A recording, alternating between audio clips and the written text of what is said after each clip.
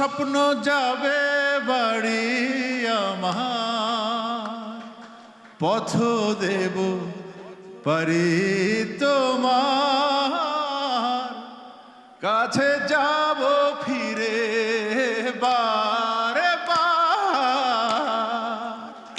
স্বপ্ন যাবে বাড়ি আমার, পথ দেব পারি তোমার, কাছে যাব ফিরে বারে বার, কাছে যাব ফিরে বারে বার।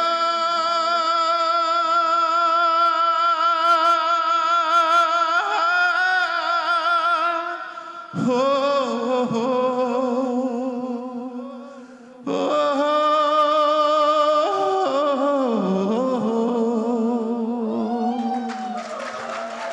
Thank you.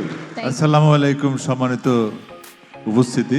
আমার পাশে দাঁড়িয়ে আছে জুবায়ের রুবেল, যিনি একজন হিউম্যান বিং হিসেবে যথেষ্ট সফল।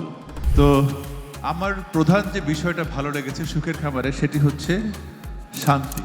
শহুরে জীবনে যেই অনুভূতিগুলি আমরা পাই, আমাদের মধ্যে এই শান্তির আকাঙ্ক্ষাটা ভীষণ তীব্র হয় ডে বাই ডে।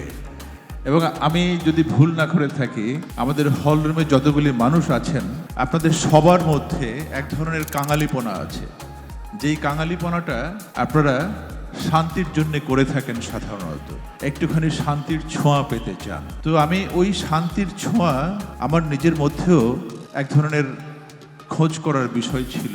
তো আমি বাই সুখের খামার সম্বন্ধে আমি ফেসবুক থ্রুতে আমি জানতে পাই যে এরকম একটা প্রজেক্ট হচ্ছে বগুড়াতে।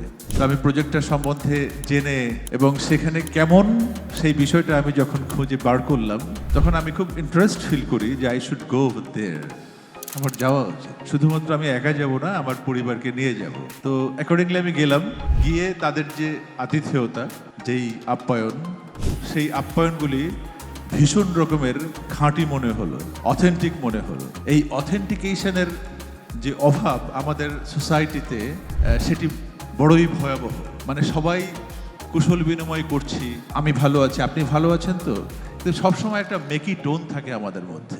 ওই জায়গায় দাঁড়িয়ে সুখের খামারের যে আন্তরিকতা দেখেছি, সেটি আমার কাছে অকৃত্রিম মনে হয়েছে। যদিও প্রজেক্টটা একটা ল্যান্ড রিলেটেড, আলটিমেটলি একটা বিজনেস প্রজেক্ট, কিন্তু তারপরেও যে স্বপ্নটা তারা ছড়িয়ে দিয়েছেন, এই স্বপ্ন ছড়িয়ে দিয়ে স্বপ্নকে সামনে রেখে কোনো ল্যান্ড প্রজেক্ট এভাবে যে কমিউনিটি বেসড করবে, এই বিষয়টা আমার কাছে ভীষণ ইউনিক লেগেছে। তো আমি এই জন্যে যে ল্যান্ড বেসড একটা বিজনেস প্রজেক্ট হয়েও তারা যে কমিউনিটি বেসড একটা সমন্বয় করতে পেরেছে এবং সেই জায়গাটায় তারা যে বিভিন্ন রকমের পুরস্কারে পুরস্কৃত হচ্ছে, এই বিষয়টির জন্যে আমি তাদের জন্য একটা বিগ হ্যান্ডস করতে চাই, প্লিজ।